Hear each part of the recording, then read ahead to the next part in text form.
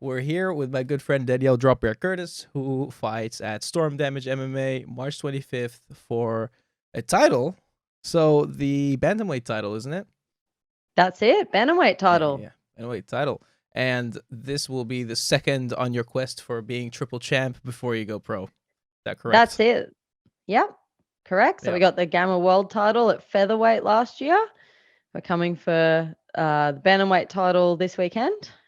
And then plans are to go for a Flyweight title later this year before going pro. So big year. Pretty crazy. Big So we're gonna goals. get into all that because it involves a lot of weight changes and a lot of adaptations in nutrition that you don't even see in the pros. So, yeah, I mean, so okay, you're at a stage now where you know I've taken on a couple of amateur titles. You probably have like that pro career, like or the perfect start to your pro career in your mind. Um, how do you sort of stay focused on your amateur career right now and your goals there, and not jumping too far ahead, in the excitement for your pro career? That's a really good question. I think with anything you've got to focus on whatever the fight is in front of you. So, I mean, I always have a goals list. I always have a very extensive goals list. And you have your big goals right up the top, and they may be a few years away. They may be tomorrow, or they could be years away. Generally, the top of the list are the ultimate. They're quite a little bit away. But then you kind of filter down, and the whole point of the goals list for me is obviously to give me those big goals to reach towards. But those themselves you can't do without sort of stepping it out. So then the rest of my goals list is actually, stepping things out. I want to achieve smaller goals because they're the things that you can cross off, and they're the things that are going to build you up to be able to get to those top goals. So for me, it's always pushing myself. And I really want to do things to showcase myself, my dedication, and things that I can do that other people can't. So one of those things is, you know, uh, attempting to become a triple weight division champion before I go pro. And the reasoning for that too is it's a big deal. It's incredibly rare in mixed martial arts to go triple weight division. Obviously, double is even pretty. It's Yeah, getting it's more not common common. now, but it's not super common. Not everybody can do that because of the changes and the adaptations you've got to make, and game plan changes. Everything changes. All the work that you've got to do to make weights and be the right size to fight people. It's a lot. So I want to do something that no one else is really doing. And I want to do that while I have the chance to, as an amateur. Um, and then I really just, the other thing too is I will cement a sort of a weight class moving into pro, because it is easier to be consistently making a certain weight. You know where your body's at, you know what your targets you've got to hit are, and you fine tune with every camp. Making that same weight. Whereas when you're fighting between all these different weight divisions and every camp's different, and you cut down and now you've got to build back up, and like all of those kind of things, Yeah. it's a lot of work. So I guess I want to showcase that I am able to not just fight at one weight, but more so to show my dedication, my planning, all the hard work, to be able to even execute competing at those weights, and all the extra stuff that goes into it to It's even like get there. you want to make sure that you prove to yourself that you can check all the boxes probably by the time you get to the pro level, so you don't face any surprises all of a sudden, I assume. Yeah, absolutely, Yeah. 100%. Yeah. And really cementing and testing out those different weight divisions, and then I know, yeah, for certain where I want to compete. And also having that on your resume that you have competed at all these different weights, hopefully also opens the door when you go pro to be able to, get more fights, having Yeah. potentially, being a triple weight division champion, that's a big hype and a big lead into your pro career, and really setting myself up, um, with that, just before going pro would be quite a big deal. Yeah, and I mean, I don't know yet exactly what I'm going to do when I go pro, if I'm going to just be at flyweight. Obviously, I'll make that determination after I have the amateur flyweight fight, but all of these decisions are not just mine alone. I make them with my coach, also with my dietitian, plays a big role in that. Yeah, we're gonna definitely get And into that one.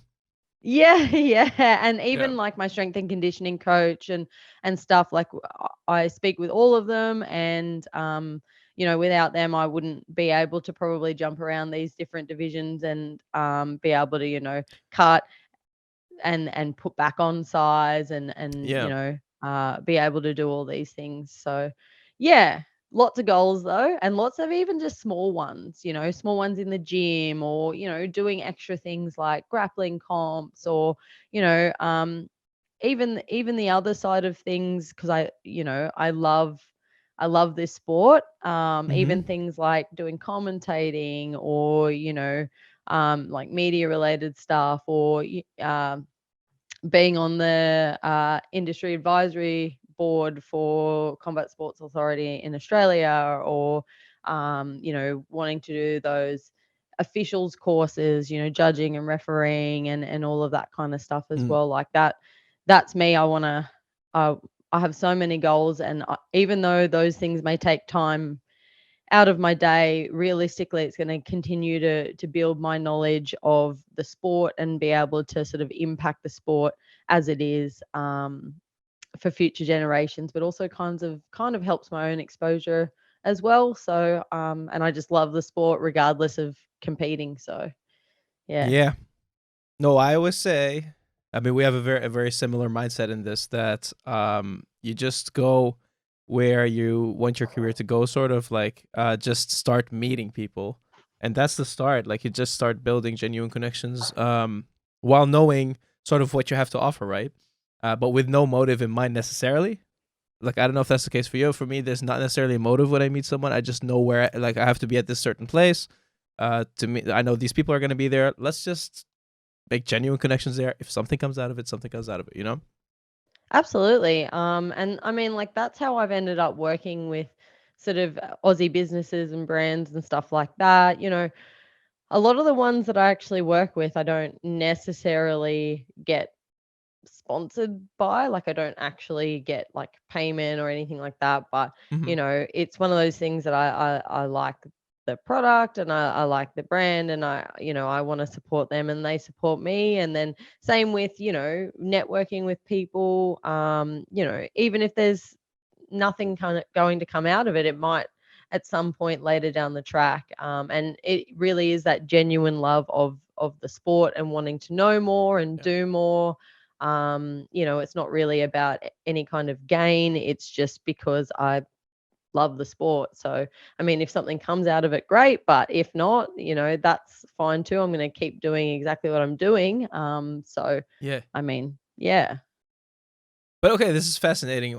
You were talking about how much you're doing, or how big the team is, basically, and how much advice you're getting, which is very uncommon, I would say, for an Emmy fighter. Which is why I think, like, you're a great example. I hope like people who listen to this, amateurs, could learn a thing or two about it eventually. Because I would like you to mentor eventually, like a couple of Emmys going up, because I feel like you're doing everything the right way.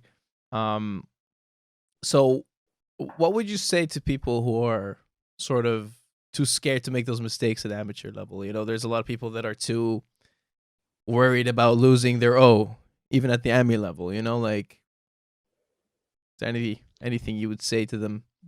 Yeah, absolutely. What would you rather? Would you rather lose at that amateur level and learn and be a better fighter and be fighting the best people, and making those mistakes and trialing weight divisions and stuff? Or would you rather lose that as a professional, on your professional record when potentially that's what's going to hold you up from getting to where you want to go, those big international promotions, that kind of stuff. Like amateur is for learning and amateur is for preparing yourself. So like if you're only having your 1 or 2 amateur fights and going pro, like that to me is crazy. There's no need to these days. Yes, a number of years ago when the sport was younger, that's kind of what you had to do, but it's not like that anymore. And there's so many other learning experiences like Gamma or IMAF, or things like that to help you develop, but also those platforms to allow you to fight the best people in the world, and really prepare you for going pro. And then that's the other thing too. Like I think you're taking away from yourself if you're not doing the right things, because you should train like a professional. If you want to pursue a career in this, you should be training like a professional from as early as you possibly can. And I think that comes down to not just physically training in the gym. All these other bits and pieces are what's going to make you as a whole package great. So, I would rank, obviously your MMA training is number one, because if you don't train, then you can't do the sport. But I would rank dietitian is my second, like in terms of importance. And that's for a number of things. It's not just about making weight. It's about actually being able to perform even in the gym, fueling your training so you can actually train harder, you can recover better, and obviously making weight and helping make that determination about what weight class is correct for you. Maybe you do have to trial a few weight classes, maybe, because when you start as an amateur too, it's very rare that someone comes into the sport at peak athleticism. Like as an amateur. Yeah. You just got to be you're above your walking weight, like. Yeah. Well, I mean, like that's it. You start the sport as an amateur. You're not. You're definitely not. Even if you've come over as another athlete, you're just a person. Let's just say you're just a person off the street. Yeah. Basically when you start. Yeah. And like, unless you've come across as another elite athlete, and even then, your body type, your body composition, may not be the ideal one for MMA, and you may find that you make changes to that, even though you're an elite athlete. So, I think dietitian is very important, and then strength and conditioning, because strength and conditioning, I'd put that as my number 3. Not just about, obviously, the better the athlete you are, the better a fighter you can be. But I don't rank strength and conditioning above your actual training, sport-specific training and skill development, especially for MMA, because there's so many things that you have to learn, is number 1. Strength and conditioning, though, make you a better athlete. But 2, the other thing that people forget is that strength and conditioning is there also to prevent injury, making sure that you're building that base. So, you're avoiding injury, or maybe you're rehabbing an injury, and strength and conditioning is really important for that as well. And so I'd rank those as my top 3 things. Well, to help I'll and admit, assist like, you are the person I think that's opened my eyes a little bit more to this and made me consider perhaps dietitian is the number 2, most important thing. But that comes down to like the team you have behind you, and you've also sort of introduced me to basically the fight dietitian, the dojo dietitian. These people who, like, I think we briefly touched upon in the last show we did together. They basically have everything down to a science, to a point that I'm like, they can influence your performance and how much you get out of training. Like very body type specific, work that is actually really fascinating if you get into it, and I'll urge everyone to like go look at it. Is that basically joining their team sort of what are some of the things that it's opened your eyes to in terms of how important, like, why would you rank dietitian on top of like strength and conditioning at this point? Which, by the way, I'm just saying, because like a lot of fighters wouldn't rank dietitian as number 2. Pro fighters even. Oh, absolutely. I guarantee you that like 99% of fighters probably wouldn't even think about dietitian, or would have them, significantly lower, maybe 95, because now we are seeing Yeah. a lot more exposure to dietitians. Yeah, and obviously with like the fight dietitian, their team now, the exposure that they're getting with doing a lot of the UFC fighters on this side of the planet, yeah, they're obviously, a few more people are taking it more seriously, but the difference is remarkable. It's not just like, obviously we've all made mistakes in terms of making weight before. I've learned things the hard way. I've done, terrible cuts, been unprepared. And it's the same thing. You wouldn't go and have an MMA fight without having a coach, without having trained. So why do you think that you can do your food, your nutrition, your weight cut by yourself? Honestly, it's the Fair same enough. thing. If you don't think you can do your strength and conditioning yourself, you get someone to help you. And it's not that you can't do it yourself, but there's a number of things that they assist you with and will help you with. So obviously weight management is one thing, but they will also help you make that decision and about what weight class is right for you and right for you at that time. So that long term, they may say, look, we eventually will probably, given your scans and stuff, we probably want you to aim for this weight class. But for now, this is how much muscle mass you have. This is how much body fat you have. This is how you're performing, whatever. This is how much time we have. So we're gonna compete here instead. And on top of that, there's so many other bits and pieces that people don't put together. So when you have a dietitian, you talk about obviously what kind of food you like to eat, so that you can make a plan sort of tailored to you. So it's not horrible. You're not in fight camp eating bland food and, rice cakes and that kind of stuff. Yeah.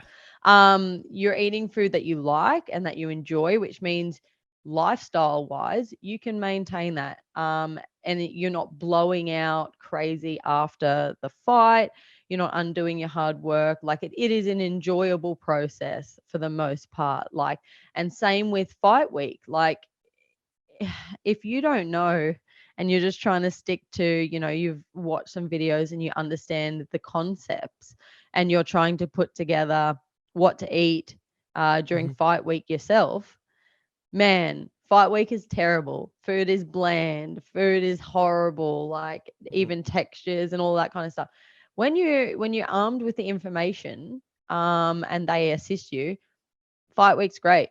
My food is great. I feel great. Like big difference. But for all the rest of the time, they help you with your performance. They fuel you for your sessions. You can, as I said, you can train harder, you can recover better, and they speak to you about these other things. So it's not just about how much you're eating. It's also how are you sleeping? How are your stress levels?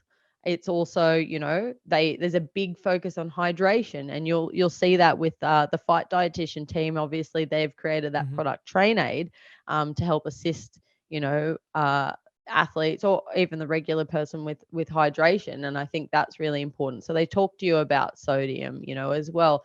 They talk to you about supplements as well. Things like creatine or beta alanine and all of that kind of stuff. And gut health, big thing, fiber, and for us females too, they take into consideration your menstrual cycle. They'll ask you those questions. They'll track where you're up to. So there's so many different bits and pieces that they, speak to you about. But the other thing too is they're not secretive. They're not secretive with their information. They don't ask you the question and just give you like a secretive plan of like, you eat this.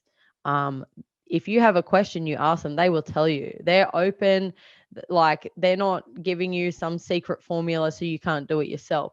Like realistically, you could learn from them. And if you're always doing the same thing or whatever, you might not need to continue with them. However, they're also there almost like an emotional support, like a weight is lifted off of you because you don't have to think about it. You don't have to do any calculations. That's them. Yeah. Like, for example, when I was going down to Sydney to go train with another female fighter, and we were doing, a 3-hour session, and I was in fight camp, and I was like, what can I eat after that? I am going to be exhausted. I am not going to, like, I've got nowhere to heat anything up. I just want to go to like a place, get food, and eat, and then drive back home. And my dietitian helped me to figure out, because I like Mexican, actually a meal from GYG that would fit my macros, and obviously that he told me So you can do have you this, like but don't send the get this. menu, or how do they come up with it? Yeah. So obviously I just kind of told him that that's what I sort of wanted. And obviously a lot of my food that I generally eat is very similar to Mexican anyway during camp. So yeah, he when I looked at the menu and the nutritional information on their website, and looked at obviously my macros and whatever. And yeah, well, these are your options. You get either get this and this, don't get that on it, or you can get this one, or whatever. So, That's even pretty things crazy. like that. Yeah. And just questions. It's just so good to be able to ask questions and have, you know, um, that those answers come back with no secrets. And they kind of teach you how to apply things. They don't just go, here's a meal plan. They actually give you a Hmm. builder. They explain, well, here's a couple of example meals, but here's how you can make anything you want. So anything that you want, as long as it adheres to these kind of things. So they really teach you how, as opposed to just give you a meal plan and go follow this. Yeah. And that's what I really like. And the support when you're stressing It about weight. yeah, it just seems like I was just saying, like, thinking it was it's like it takes a mental stress off. Like, it's kind of it's another huge worry that you don't have to worry about on fight week itself, when there's already so much in your head. Especially as That's a an big Emmy, when you thing. also have to deal with your job or whatever, like on the side.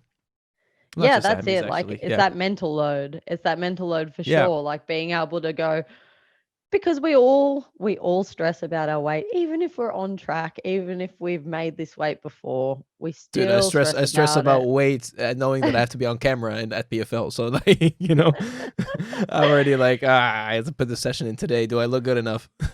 But I'm always a And handsome then devil, so it's okay. but yeah, it's even just good having that person be able to be like, no, you're on track, you're all good, like should be smooth sailing, or even Yeah. just giving you that advice. And even they do things like heat acclimation as well in the lead in fight week, or the lead into fight week. Just so many different things to make it Hmm. as easy, as enjoyable, and as low impact on the body as possible. And if you're trying to do something and like it's probably not good for your health, they will straight up tell you. Even from the beginning, they're like, I don't think you should try and make that weight division, or not now, or whatever. So there's Yeah, yeah, also yeah. limits, like they will give you honest feedback. So I know they work with athletes in general, but the fact that they're focused and centered on fighters, a lot of fighters dietitians don't necessarily have a focus on combat sports specifically. I feel like because the sport is so new, also, um, there's less dietitians that sort of are catered to the sport itself, and Yeah. that's probably where it's a game changer, because they know how to build your body towards certain weight classes, knowing how, like, what parts they need to be at peak performance for specific weight classes. You know what I mean? As you were saying, so Yeah, for I think, sure. yeah. And because weight cutting is not really, a thing that most sports do, and so that's why the general nutritionist or dietitian that doesn't have experience with combat sports, or experience with a lot of this information, are probably not the right fit. So it is important that you find someone that does know what they're doing, especially with combat sports and weight cutting and making weight divisions, because it is very different to any other form of sport, and any other sort of athlete requirements. And it's not just about finding someone that can just help you just with the cut at the very end, because we're doing things with dietitians the entire way to make that bit as easy as possible. And I find that that's the issue with a lot of people not in the know, or they don't want to pay. And I understand it. I understand, money is a big deal, but that's why I'm saying, like, I rank it second, as in, you need this will change your life. But a lot of people go and try and find weight cut specialists, which is that's not a career. They I'm probably end up sorry. at some herbal doctor. Well, no, there's people that have done like a day course and stuff like that, and you're like, no. That's where you're potentially got to remember, this is your health. Well, I mean, what I find fascinating is like people are Invest in gonna go in yourself. there, like you're gonna go in there to get the like shit beat out of you. Like, it's not necessarily something you want to joke with, you know. Like, it's something Yeah, that's you it. prefer your body to be at peak performance, and like nutrition also on brain health, and like if you cut too much weight, that's what they're saying. Like the fluid out of your skull, basically, like, that carries your brain, Yeah. sort of diminishes, and that's where you get knockouts when someone has a bad cut. Like, you're more likely to be knocked out. They say their chin is gone because of the cut. Stuff like that can just be prevented. Like, it's durability. I think durability is the word I Absolutely. was looking for. Absolutely. It's and I said, like, it directly impacts your performance in everything, like in camp, in general training, in life, and then especially when you're in there in the cage and you want to perform at your best, at your peak. Easiest way to do that is obviously train well and get a dietitian. Or at Train well least and get a dietitian. get a There we go. dietitian. Yeah, get a dietitian's help. Like, Yeah. simple as that. So I'm gonna go back a little bit. Well, I mean, so there was a tournament you did, and you were the world featherweight champion at Gamma, and I was there to see it. That's somewhere you didn't cut weight. You were fighting 2 weight classes above. You were at featherweight. Everyone was bigger than you, and somehow you managed to win it. Now, tell me a bit about, like, how much, what stage in your career were you there? Because the circumstances were definitely not ideal. Also, I know life wise as well. How pivotal was that tournament? Sort of, how did that shape the rest of your amateur career in a way? Oh man, it was huge. It was huge for a number of reasons. Obviously, like, winning something is cool, and representing your country is amazing. And being the underdog is huge. For me, it was a really big thing, because I just come out of, like, the worst year of my life in 2021. And I was at a point where I nearly walked away from the sport. Oh, Makes me teary to think of. it's very emotional. Yeah. I had to find a new gym, and we had lockdowns and all of that kind of stuff, and there was a lot of circumstances that made me nearly walk away. And I contemplated it for a bit, and 2021 broke me, but I come back and went, you know what? Got offered a fight, went and found a new gym that I absolutely love and adore, and it's the greatest thing I've ever done. And I took a fight early 2022, and went back out there and just had so much fun, and I'd worked so hard for that. And then I obviously got the call up to be selected for Australia to go to Gamma, the Gamma World How does Championship. that happen? Like, who contacts who and why, on what basis? Obviously they look at you as a person and a fighter, and whether you've been active on the regional scene, and sort of what's going on. They contacted obviously my coach and my gym about myself and one of my training partners. He didn't end up going to Gamma because he elected to go pro instead and had a fight in Australia roughly around the same time. So it was just me from my gym. I obviously went over there without a coach or any teammates or anything. So that in itself was another big thing, that Mm-hmm. being over there with people that I didn't particularly know, and getting coached by people I've never known before, having to listen for their voices and all that kind of stuff. Like, that was a big win for me because I was bit broken down in 2021, and I not just as a person, but as an athlete as well. Mm-hmm. I actually some things happened, and I actually thought that I wasn't any good. I wasn't coachable. I'm not going to be able to do So anything. I mean, was it like because coaches in the previous gym made you feel that you weren't coachable or something, or wasn't like uh the right click as well? Um, well, it's a bit of both. So, the problem was that the coach that I had was also my ex partner, which made it very Right. difficult. And you've heard Misha Tate talk about it. You've heard a few other fighters talk about it. It's very Mm-hmm. hard when you have a partner as your coach as well. Um, and that relationship ended terribly, but Mm-hmm. prior to that, it had really sort of gone a bit south. And I there was just some circumstances there, and at the, that were going on. Like, the gym was great, the people in it were great, and I miss them dearly, but there were just some circumstances around that, and that person also controlled when I would fight, who I'd fight, all those kind of things. And I sat around, and prior to COVID, I actually couldn't get an MMA fight for 2 years. So that had really beaten me down, because I Oh went, yeah. So I the would, timing of it uh, all. yeah, I would get a fight. I'd be prepping, I'd be in camp. We'd get to 7 to 9 days before a fight, and the person would pull out, and I'd be devastated. And then so I rolled straight into another camp because they're like, all right, well, we'll get you a fight on this show. Same thing would happen. Between 5 and 9 days out from the fight, someone would pull out.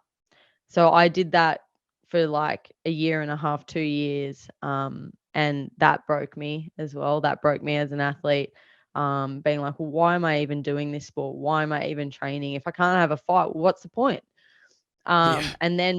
And then just the other issues that, with what happened, as well, it really sort of broke me down. And I thought, I wasn't a good athlete, I wasn't coachable, I wasn't, Yeah.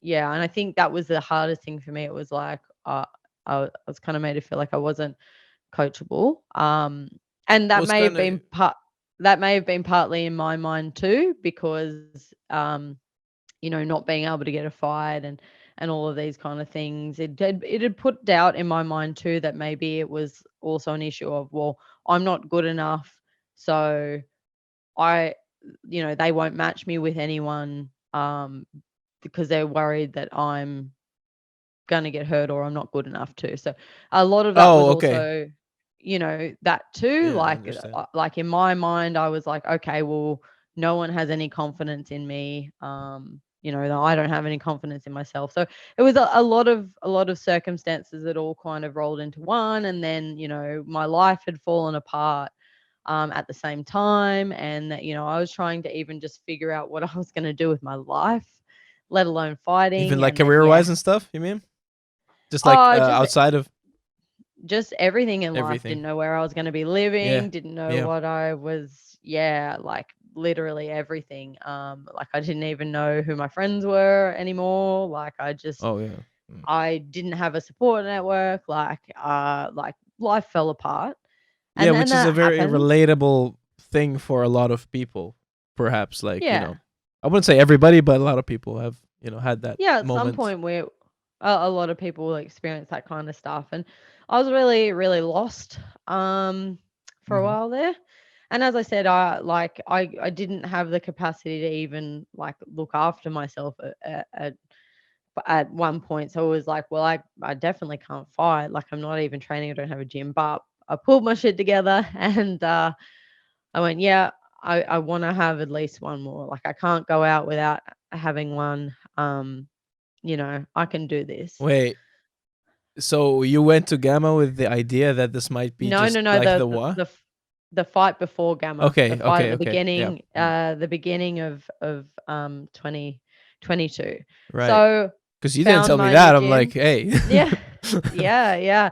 So this is what I've always said, like, your biggest success comes after you've like literally feel like you're gonna walk away. So Yeah. keep going. Yeah, so yeah, then I had a fight early 2022, and that was a big deal for me. And in there, I didn't want the fight to be over. I did not want a stoppage. I just wanted to fight the full 3 rounds, and I just wanted to take in every moment. I was so present and I had so much fun. And I literally went in this fight. I want to try and pull off this whole list of things. I want to try and do this certain takedown. I want to try and do this certain combo. I want to try and do XYZ. And I did. And that to me was also very big in building my confidence. But like I was like, yeah, cool. That was great. I did everything I wanted to do. Then I got the call up for Gamma and I was like, oh, wow. Okay. Yep. And then I also got offered another fight, which was going to be a main event fight back in Australia just after Gamma. And I talked with my coach and we said yes to both because we're like, well, I can't not go to Gamma. I can't not represent my country. And if I get injured and I can't fight the other fight in Australia, so be it, you know. So I went to Gamma, for me it was just I want to go and experience this. For me, the main thing was I want to go represent my country. I want to go raise that flag there. I want to, Yeah. as I walk out, I want to just say that I've represented Australia. Like, that's amazing to It's a me. huge thing. Yeah, it's a huge deal. Yeah, and Gamma is a little bit different to other amateur tournaments, because Gamma is not actually an amateur tournament. It's actually a pro-am tournament. So it's just the best fighters. It's amateurs and professionals. You do compete under the modified rules, which is basically amateur rules. And you do wear the shinnies and the bigger gloves. And that's because it's a tournament. So you're fighting potentially multiple times a day for a couple of days. So I went over there with the goal of go over there, represent Australia, have fun, do your best, see how you go. and then I won. And I won my first fight against someone that is, has a big following. They're touted to be like the next big thing in combat sports in general. They've had a lot of fights. At that point in time, I hadn't really had that many fights either, and all my fights were in MMA, other than one low-level Muay Thai fight. Other than that, and my first opponent had like 30 plus fights, like including like development days and tournaments and all that kind of stuff, across all the different combat sports and all of that kind of stuff.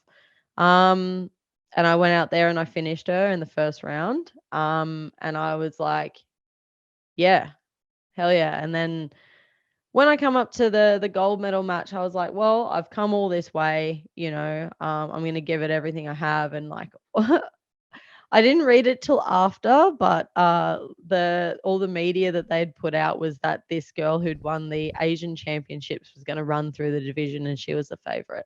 And also the media for my first match was also that my opponent was going to win, because she was quite well known and the next big thing. And yeah, going into the gold medal match too, knowing that she'd won the Asian championships, that she was a professional fighter and I'm here as an AMI, and she was a fair way into her professional career too. I think she'd already had four pro fights, and obviously she'd had an AMI career before that as well.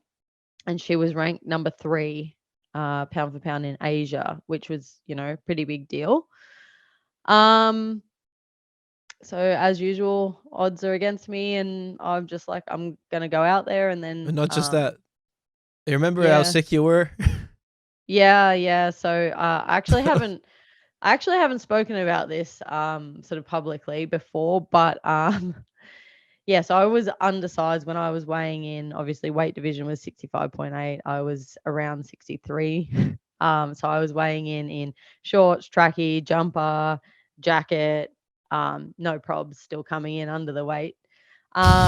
And this girl had actually fought when she won the Asian championships, was actually the next weight division up too. So she was coming down. So And man, yeah, I woke she was up on 155, or like then. yeah, yeah. Well, that's You're what she right. competed at Okay. for the Asian championships. But I think I think the featherweight was probably the right one for her.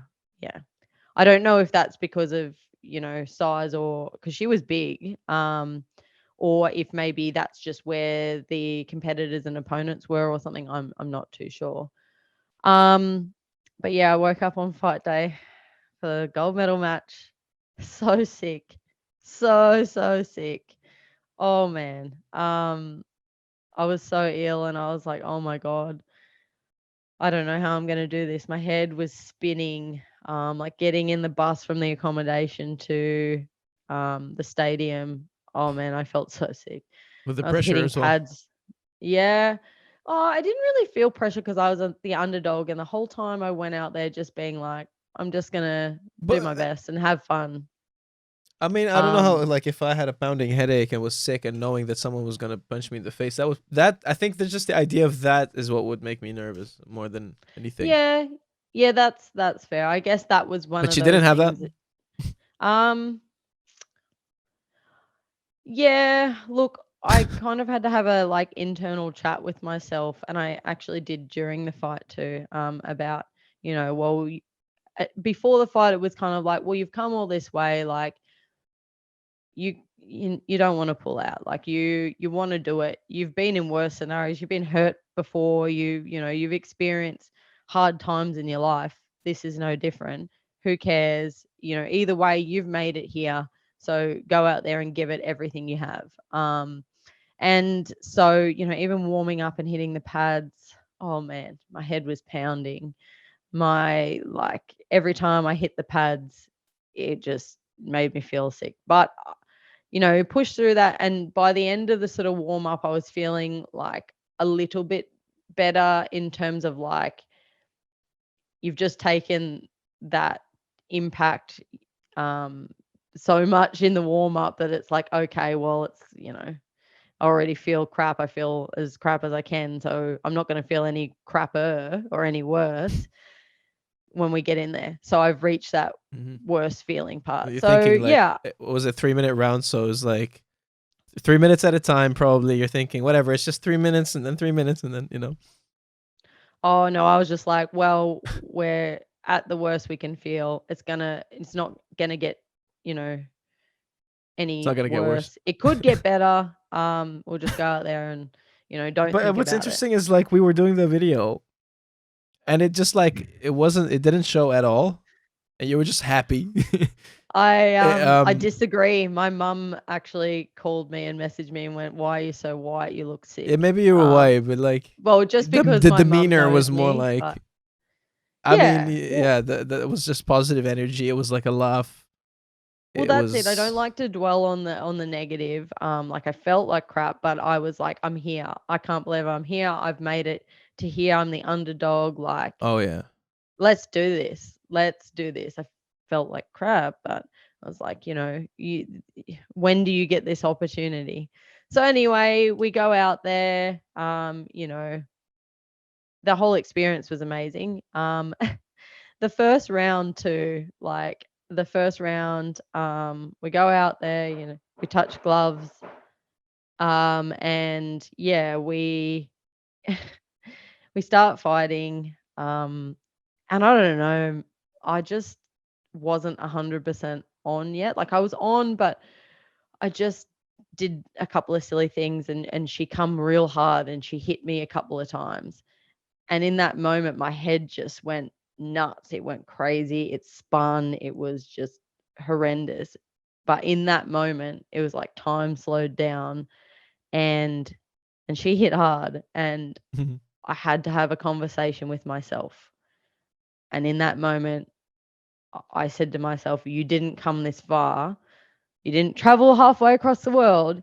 You didn't get through 2021 for nothing. And yeah, in my head, I was like, go, like we're not quitting. Because Yeah. there was that moment where I was like, damn, I'm hurt, like my head hurts. I don't know if I can do this for a split second. And I was like, no, you can absolutely do this. Pull your shit together. And yeah, so I had that conversation in my head. You like, literally, it was, you didn't come this far to only get this far. So then I obviously moved out of the way, and then I fought my ass off, and I really tried to listen out for my coaches and what they were telling me, and I took it to her, and then yeah, in between rounds, I was like making sure that I absorbed everything that those coaches said to me. And I went out there and did exactly what they said, to the point, because again, I was worried that I wasn't a coachable athlete, to the point where mid-fight, they're saying, do this. And I was saying, yep. I was audibly saying, yep, while I Oh, was really? fighting. Yeah. Or, yep or yes. And so when Yeah. I watch that back, I find that really, really funny. And like, I think between one of those like in between rounds or something, they were like, you don't need to answer us. Like, just keep doing. I was like, okay, sorry. It's like, you don't know what I've been through. Yeah, it was more just like, I was like, yep, because again, I was actively listening out for someone that I've never listened to before. So it wasn't, Mhm. a normal, like your coach who you hear all the time, so I had to like actively listen and trying to do it as quick as they're sort of saying it. So yeah, I don't know why. I was just like, yep. Even a little head nod in one of them. And then yeah, I ended up winning that fight as well by stoppage as well. So it It was was really so good to go. dominant. It Yeah. was takedown. She couldn't get up. Like it's And that's one thing I hadn't really explored in any of my fighting prior to that as well. I really hadn't explored the ground game, but in my head, because most of all my fights before that were all just stand up pretty much, Mhm. or getting back up or whatever. And in my mind, when I was thinking about going over there, I'm like, it's tournament. The easiest way to not take damage, if you can, is to get them down but be on top. Mhm. You know, So you and did limit think how in much your damage like you're taking. okay, yeah, because you knew you were gonna fight multiple times. Yeah. Yeah, potentially. I mean, Because so many obviously, it's a people, good way to look for a finish too, but of yeah. course. I mean, like I'm saying, so many people pulled out of fights there because of injuries, because of the frequency of fighting. Even the final, I mean, we know Kevin like fought with a cracked rib and couldn't finish his submissions because of that when you had them in, and like that stuff always plays a factor. So Absolutely. it's yeah. So in my mind, I was like, I want to win, I want to progress, but I want to do that. Like, I don't want to have a war. I don't want to be necessarily super entertaining. I want to finish people at whatever opportunity I have to finish them, so that I don't take damage and I can keep fighting. And I'm, and that's what I did. Like my first fight was a first round submission. That was also my first submission win, because I never Oh, that was your first really, submission win. yeah, because I'd never really explored the ground I game. Like I've mean, done a lot of work on it in the last couple of years. But yeah, it wasn't until I moved from Cameron to Newcastle only a few years ago that I actually started doing the ground game really. And yeah, so that was my first submission win. And then ground and pound TKO well, for the final. I'm gonna be throwing all the footage in here. By the way, Cool. it's So yeah, I mean, like, so there was a lot of things that fight or that experience meant for me. Like, it was such a big thing to even be selected. It was such a big thing to represent my country. It was such a big thing to even just be there for the experience, travel as part of fighting. Mhm. And everyone really got around me too. I did put up like sort of a fundraiser thing, like a GoFundMe kind of page and stuff. And a lot of people did really get around that and support me in helping me sort of pay my way to get there. And then yeah, it was a big deal for me because it was kind of like this huge achievement for me, for my country. But knowing that I'd come out of the worst year of my life, the circumstances, it was a big win for me knowing that I could be coachable and coachable by people I've never like potentially met before. And Yeah, I've then known them for like a day or two. Um, and that I can pull those things off without my own coach. I can pull those things off without my own team. I can do this. I am good enough. And I need to believe in myself because I'd completely lost any belief in myself um, at all. And that really helped me, and it continues to help me whenever I am having low days and stuff, is to look back and go, no, you deserve, this fight coming up. You deserve this opportunity. Look what you've done. Look what you've faced.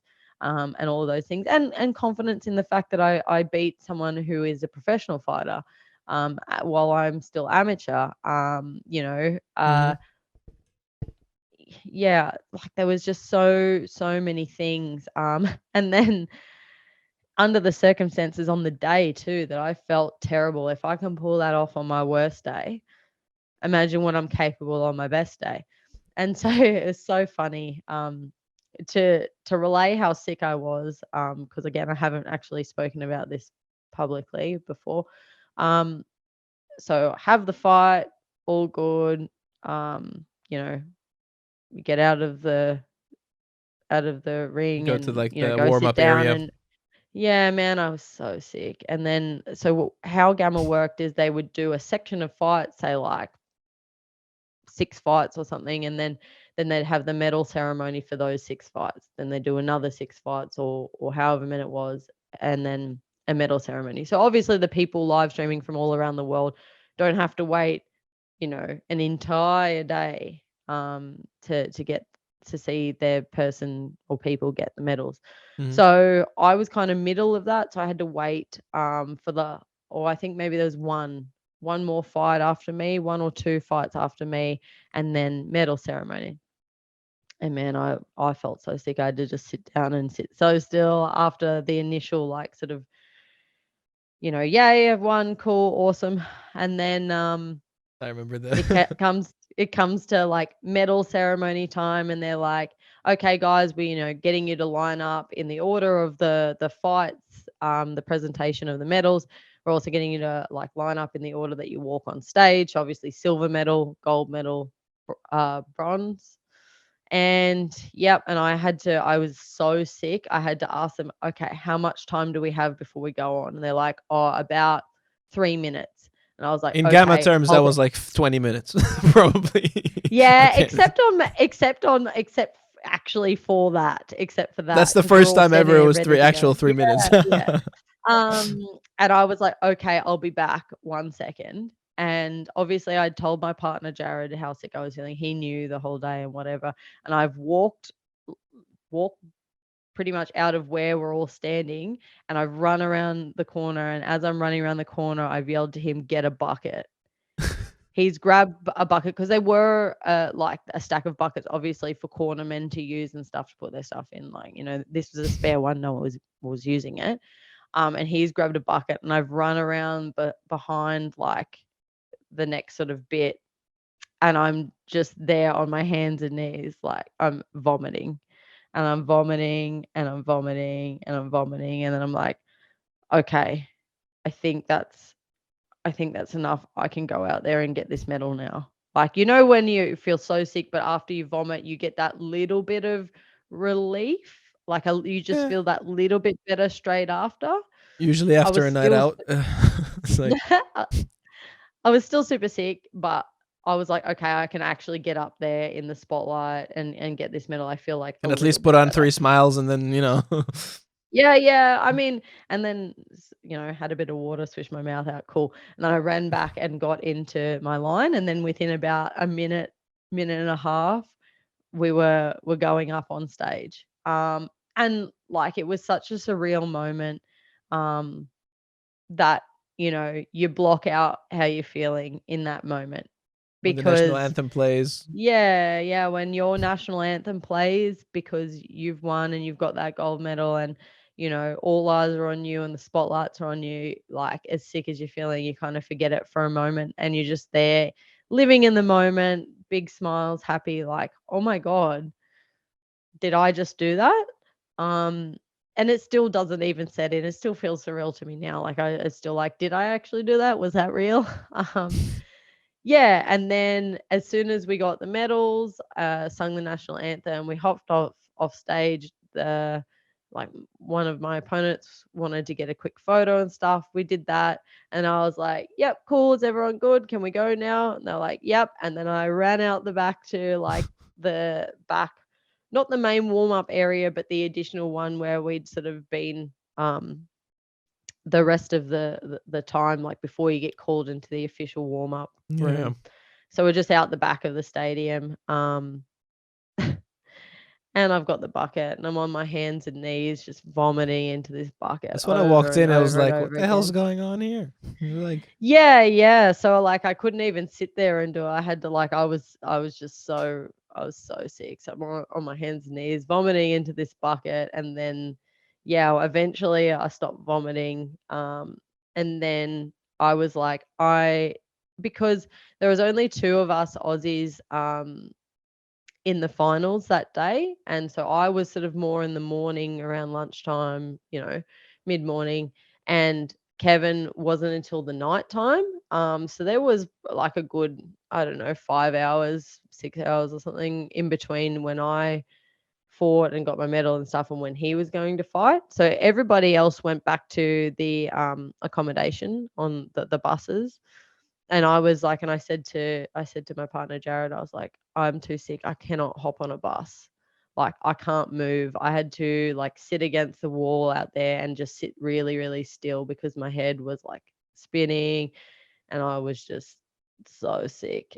And so for the next 5 hours or so, however long it was, um, I after I finished vomiting, I had like a nap or tried to have a sleep at the stadium because I was too sick to hop on the bus and go back to the accommodation.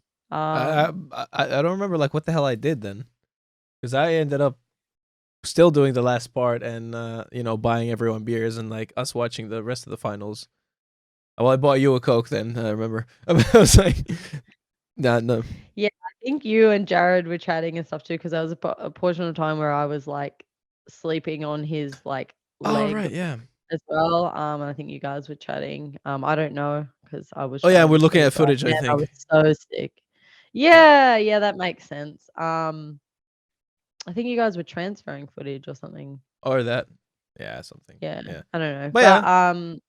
yeah, and then I just remember, like, I remember that shot you have of me, after the fight when I'm sitting there and you're like, "I wanna get a shot of you with your medal," and I've got the medal around my neck and I'm, like, so sick, Yeah. and you're like, "We'll just do a quick one," a Just 2 smile, and seconds. I'm like, "Okay, Uh, okay, I'll look happy.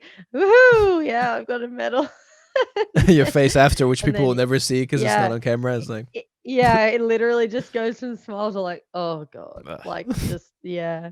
Um, but yeah, so I had a nap and stuff, there for a few hours, and then I was like, um then I felt a fair bit better. I still wasn't good, but I felt better. I wasn't feeling like I was, getting vertigo or my head was spinning so much, or pounding, and I didn't feel like I was gonna vomit anymore. So, and then the rest of Australia turned back up and all that for Kev's fight, and I was like, no, I need to go watch Kev fight. Like I need to be there.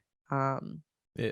and so we went out there and obviously watched him and all of that kind of stuff too. So, that was great. And then I was, well enough to hang out with everyone and that kind of stuff. But yeah, on fight day itself for the gold medal, man, I was so sick.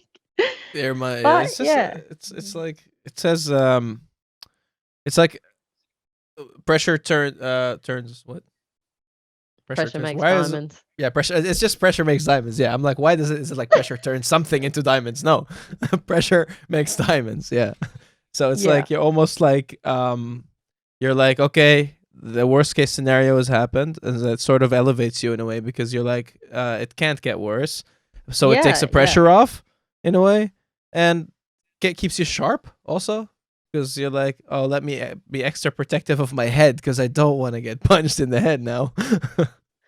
Yeah, I It's don't pounding. know. I don't know if I did that. I think it was more like you already feel like crap. You're already hurt, like hurting, Okay, yeah. not hurt. Like it can't get any worse. So go out there and just throw the kitchen sink at her. Like Oh yeah. just do anything and everything.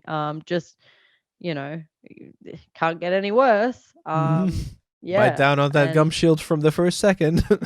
yeah, and I guess Yeah. the hardest thing was trying to concentrate initially. Um, because like your head's pounding and spinning and that kind of stuff.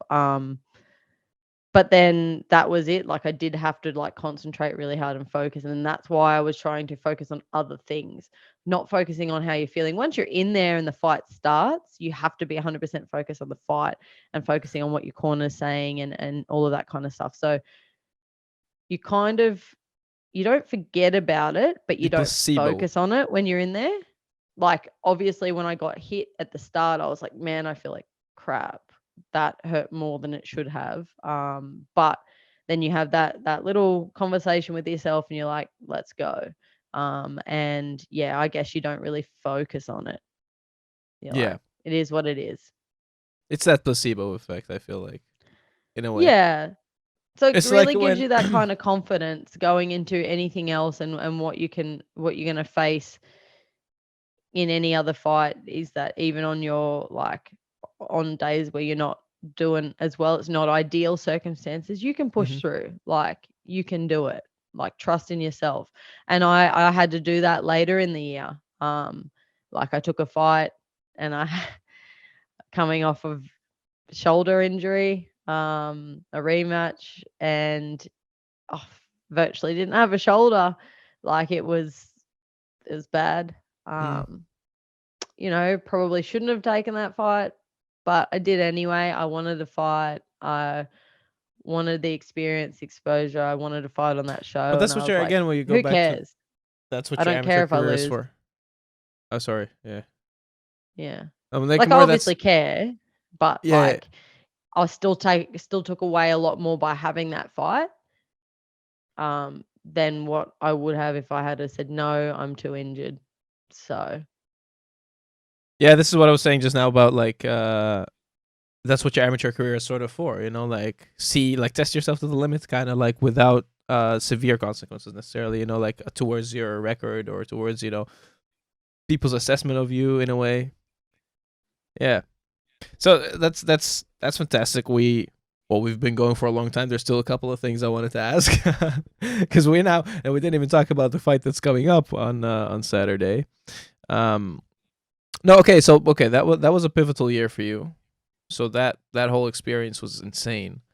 yeah, Um, absolutely. and it definitely shaped you. It sort of like pushed you towards finally believing in yourself again and like seeing, you know, that this is your calling in a way. Like, why do you think these good things have happened? Like, what is it that made it that suddenly the year after, like everything started falling into place? I think it's a number of things. I think although 2021 was tough, I think it shifted everything for me in terms of focusing on what's important, focusing on the people that are important, and surrounding yourself with good people. And I think that's a big thing. They always say that you're most like the closest five people Mhm. in your life. And I believe that. And if you surround yourself with people who are always pushing and that are positive, to positive and believe in you and are pushing you, and they're pushing themselves and they're building their dreams and their goals, like it has that effect that you all do that. So I think changing who I was around was a big thing. Changing gyms was a big thing. I think finding my soulmate was a big thing. I'd say that was the biggest thing. Mm-hmm. Yeah. And I think just finding that belief in myself again. Because I've always loved the sport. I love competing. I love watching it. I love being involved in it in any way, and just really reaffirming that that's it for me. I want to do something in this sport. I want to obviously pursue fighting for as long as I can, and I think I'm capable of big things, and I think I'm destined for big things. And I want to ride this all the way there, take it as far as I can. But even after that, I want to be involved in this. This is my passion, whether Mm-hmm. that's, commentating or media or analyst, whether that's coaching, whether that's running a promotion, whether that's, getting involved in the like, the government side of it in terms of Yeah. the Combat Sports Authority, whether that's, mentoring people or, anything like that. I think that's what I want to do after this. But fighting is obviously going to set me up for those things because um yeah. And I'm not looking past my fight career. My fight career is number 1 at the moment. Oh, yeah. But I really reaffirmed to me that this is what I love. I love this sport. And then just going, you know what? Get rid of distractions, get rid of and I was always very much like that. Like I've always been a hard worker. I've always um you know worked hard and tried to do everything as best that I can. But yeah, I think believing in myself has really changed everything for me. And a lot of that has come from my partner. My partner um, has really helped me in that respect. Well, Um, yeah. it's so is it like where did it shift? Like, did it shift when you met each other? Like, is it like, or because you said you were always a hard worker or something? Like, what are some of the elements that, like, I guess, like, what are the main things that make a good partner for you? The most important elements of having a great partner, and why um did it? In what ways did it shift you in a way? Like, A number of things like supporting each other, being a partner in a partnership. And this is something we talk about all the time. So Mhm. everybody else, for some reason, thinks, partnership is 50-50. And that's great in an ideal sense. But partnership is not always 50-50. Some days you've only got 10%. So they pick up that 90%. And vice versa. Some days it's 60-40. Some days it's 80-20. And it goes both ways. And partnership is really about doing what's best for the partnership. So that sometimes you're compromising on things to allow that person to do X, Y, Z, And I have the most supportive partner ever. Um, he obviously believes in me 100%, um, and reminds me on my bad days of, what I've achieved and all of that kind of stuff. But um, on top of that, I guess it's also, uh, su- supporting me with all those other things, helping me when I'm smashed by training, or, I mentally he probably helps me out the most. But, obviously that partnership, and he helps me to chase my dreams and always supports me. And even just, having that sounding board that someone you can talk to. Um, is a big deal. And obviously I do the same for him, to allow him to try and chase his dreams, or Mhm. do whatever he wants to do.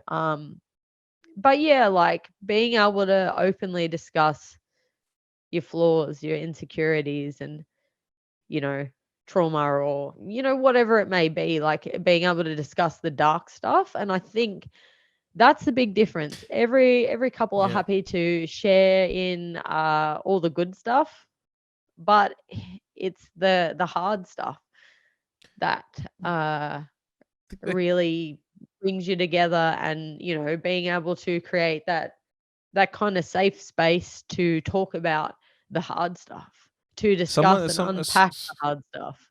yeah. No, so, someone who can like make the hard stuff seem easy, like in a way, like make it Yeah. feel like it's in the past. You know what I mean? Yeah, Is yeah, absolutely.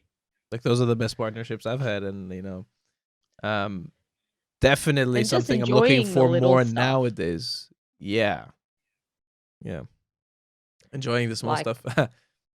yeah, the small stuff is important. Like, everybody wants to be involved and enjoy and remember the big moments. But to me, going over there and having that experience at Gamma together, that ranks the same as me now as spending time on the couch together, because that Oh is, shit. I genuinely enjoy, like, from a partnership perspective, obviously not a fight career perspective, but like spending that quality time with my partner is like, I love the little moments. Like, we have fun and enjoy being together even if we're doing housework. Like, we Yeah. enjoy doing the shopping, not because we like doing the shopping, hate doing shopping, hate shopping. But Fuck shopping. we're yeah, but we're spending time together and being really present. Hmm. And yeah, like, even the tough moments, like every relationship, friendships, family, everything has hard times, and you will have arguments, or you'll have disagreements and all of that kind of stuff, and it's about figuring out how to communicate, and communicating can be really, really difficult. um and because people communicate differently and people need different stuff, and to even be able Hmm. to communicate what you need to be able to communicate, whether it's you're a person that needs space and you need to calm down first, or whether you need to hash it out then and there, or whatever it is, to even get to understanding that, you have to be able to create a safe and supportive space to feel comfortable to even go through those things. And so I think doing that with the issues and the bad, or whatever, helps every moment be worthwhile, and stuff, not just the big happy things, because it's also finding happiness in yourself, in you as a partnership, and in the little things. If you're happy, I don't know, washing the dogs, or putting away the shopping, or doing the dishes, Yeah. spending time together, then you're happy all the time. If you're only happy when you have a wedding, or you go out and do an event, or go to world championships, or you're only happy when you're doing those things, you're only thinking about those things, and I think you're ripping yourself off. And it's the same in fighting and in life. If you only focus on achieving that one goal, and you haven't got those smaller goals, you're not enjoying the process, what happens after you achieve the goal? I want to win this next fight. Cool. Mm. Then what? Now you're Yeah. unhappy. Now you gotta Yeah. you're looking for something else to keep you interested, to Yo, keep you moving, yeah. to keep you happy. Something I'm big on is always, I say this in terms of business too, when people ask me the question which I hate, which is, do you have an end goal? Like, I don't have an end goal. I'm gonna take it as far as I can take it. I have several 100%. things I want to do, and every time I do something, more come up. I don't have one goal, because I think if I achieve that goal, I might as well shoot myself. Like, okay, that's very harsh, but like, you know what I mean? Like what's more is Yeah, there to yeah. live for if you've only worked to work? That's the thing Tyson Fury always talks about as well, with his battle of depression. He's like, his whole life he was working towards, I just want to be a world champion, world champion, world champion. Beats Klitschko. He's like, wow, I'm so young and I've achieved my ultimate goal. What do I have to live What for? now? What now? Yeah. You don't want to slip into that.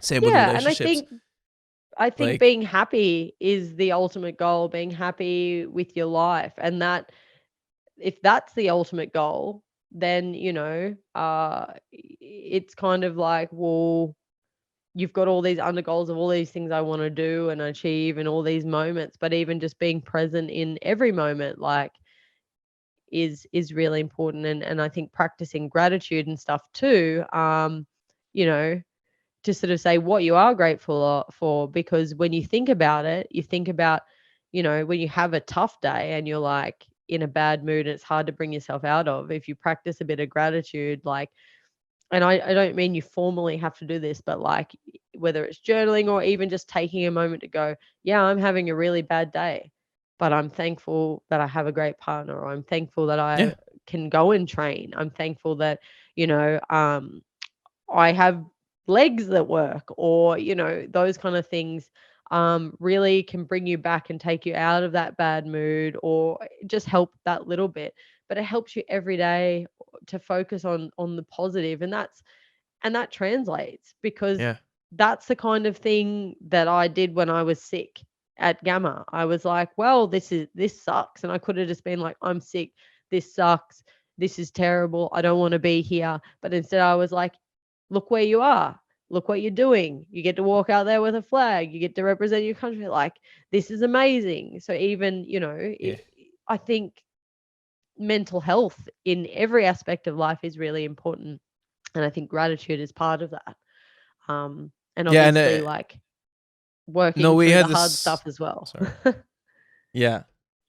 It's we had this conversation the other day about I would say you can be, there's people that are religious, but like spirituality, religion, people have different forms of it, and I think everyone prays to someone in a way, whether it's gratitude, you're thankful for the good things in your life, whether you do it through talking to a god or talking to, um everyone has that inside of them. I think it always comes from the inside, and you can always tap into that if you really look for the thing, like what's the substitute of that for you. You know what I mean? Like I think Yeah, everyone has everybody that. has something. Yeah. But Some it people all it's always comes religion, down to but like, yeah, being yeah, grateful. some people it's something else. It's, yeah, being grateful, or Yeah. yeah, thinking of a higher power. But for some people it's not even a higher power. It's just about, you know, being the best person they can be, or, being happy, or finding the joy and the silver lining in anything, or Hmm. being able to help other people, or yeah.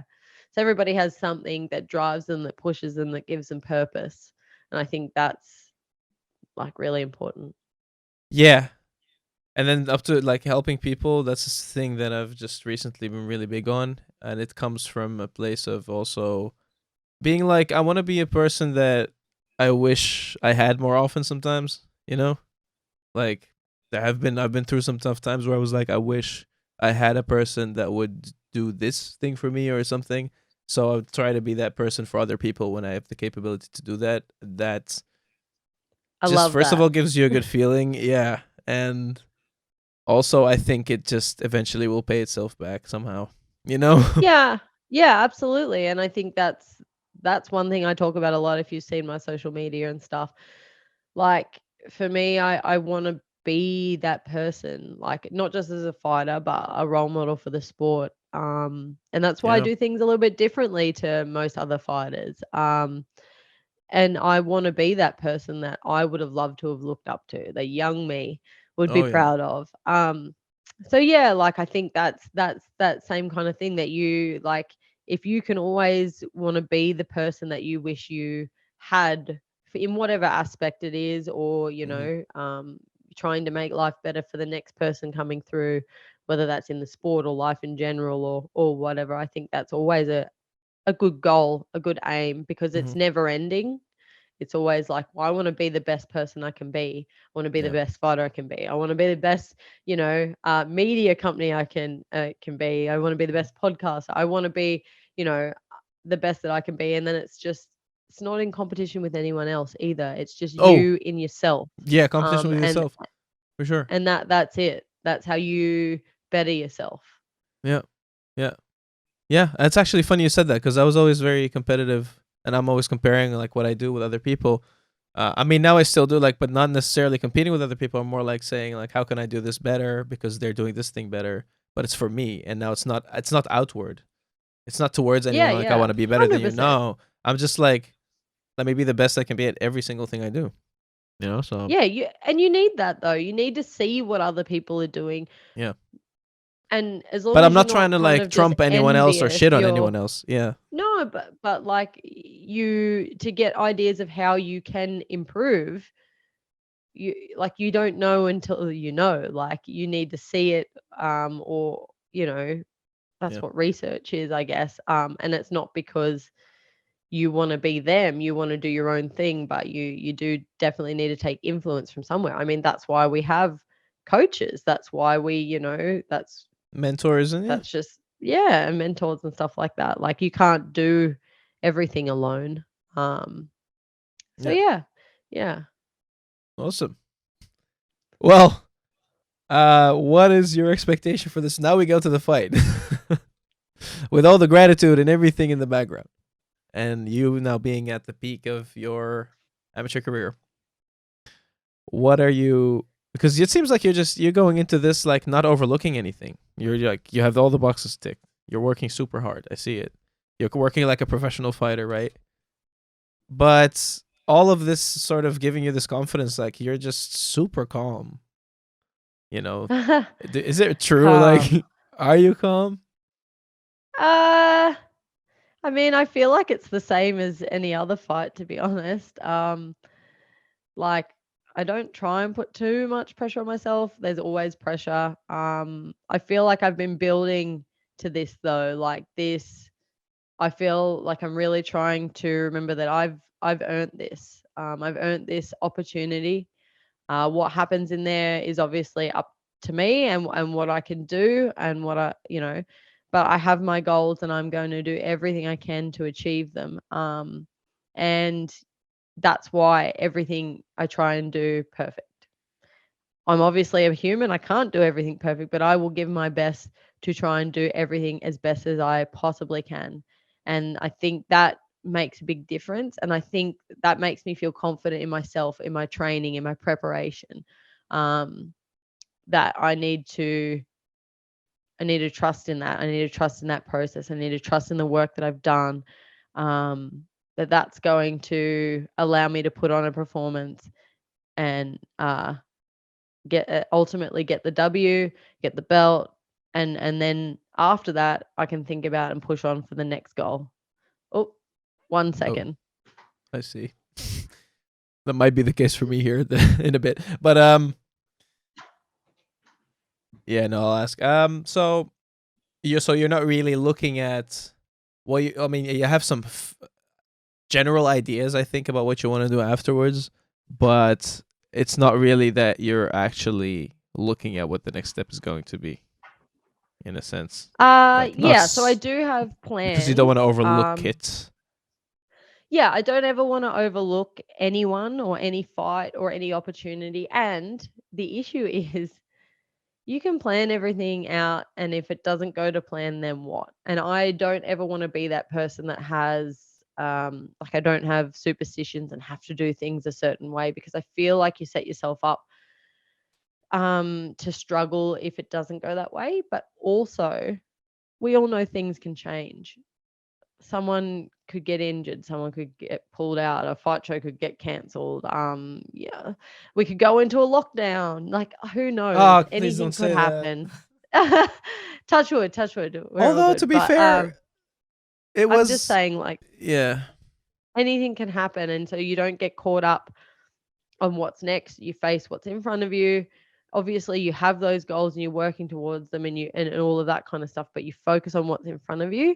And I think that's it. Like, I have all these other goals. I will focus on them as I get to it, but anything could happen and anything could change. And, then maybe I don't have that opportunity. And I won't be mad if something happens. It, at the end of the day, you can't be. That's this sport. You kind of have to roll with the punches, because those kind of things happen and you can't let it impact you too much.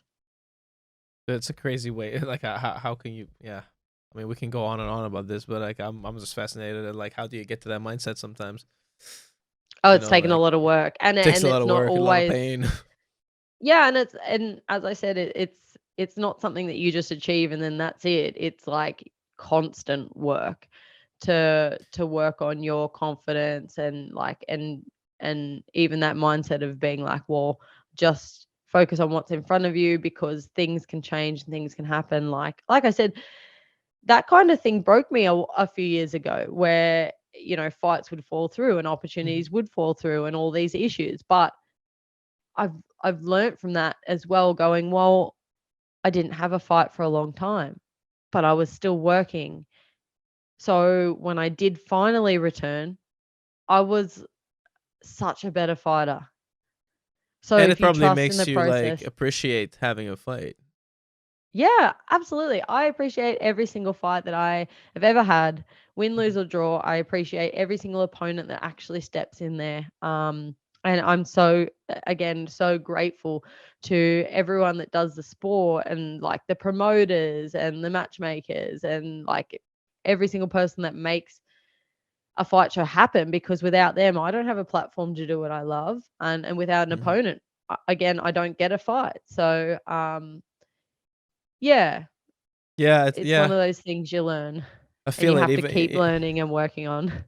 Even as a non-fighter, I'm like thinking about it now that you just mentioned it. I know what I would be doing, but like I don't know how much I'd be enjoying my life right now if I didn't have the sport, because I've been doing this for so long right now, and that's just like my goal right now. So it yeah, it Yeah. definitely puts things in perspective there.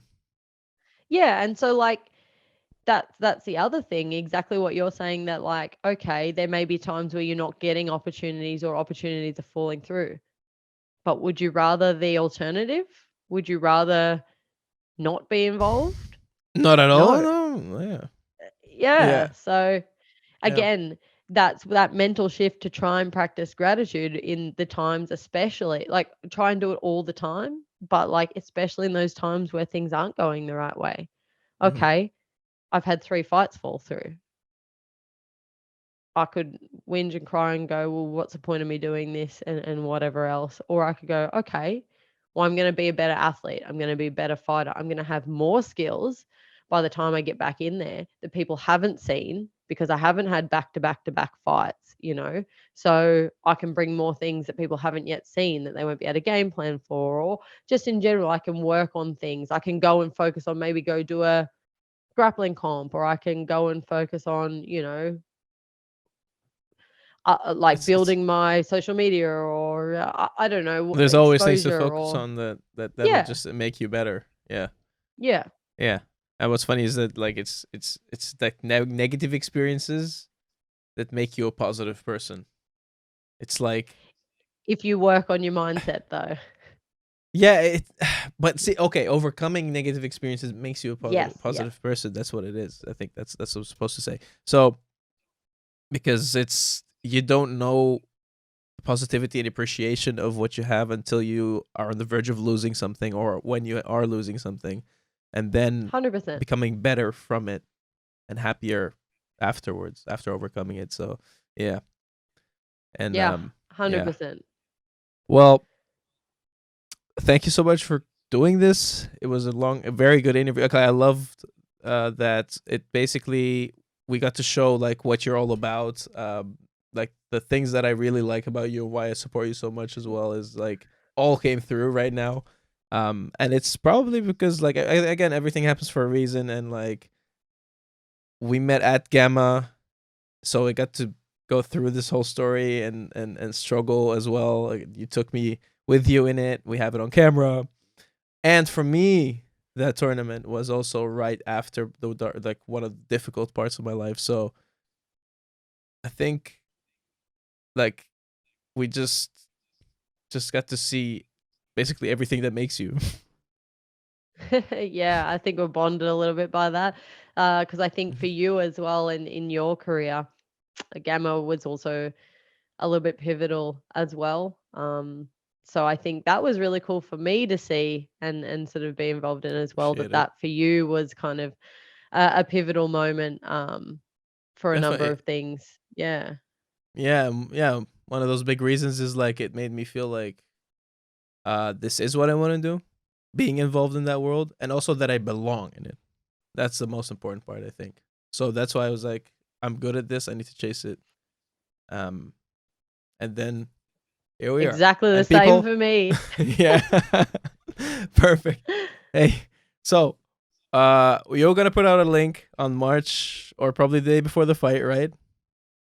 And Yeah, I'll put up we'll stream be information. sharing the streaming information and everything on March 25th. Make sure to tune in and get behind Danielle, because this is someone with big plans, big ambitions, and just someone who's very positive for the sport. So thank you again for doing Oh, this. thank you. Don't want to choke you up anymore, so I'll let you go. Do you have anyone to thank still? Do you have any shout outs to give? Oh, just the usual crew. Obviously, my wonderful partner Jared, my gym, Nova Martial Arts, obviously the dojo dietitian, Maddie Cass, who does my strength and conditioning, and then all the businesses that I work with and my sponsors and stuff. Air Media being one of them. Yeah. Yeah, Dark Forge Society, uh, New Focus Photography, and One Valencia as well, which is my management. But yeah, there's a whole range of other businesses and stuff that I do get some support from, and I do work with them, and I just want to say thank you to them as well, and mostly my teammates, my friends, family, anyone that supports me or follows me. I really appreciate it. It means the world to me. And if you haven't already, but you want to follow along, my social media is Drop Bear MMA on all platforms. So jump It's on always and easy. yeah, send me a DM, like, share, comment, tag me. All my social media is run by myself. So yeah, every comment, every like, everything, that's genuinely me. And I love it. So yeah, thanks for all the support, guys. Peace out.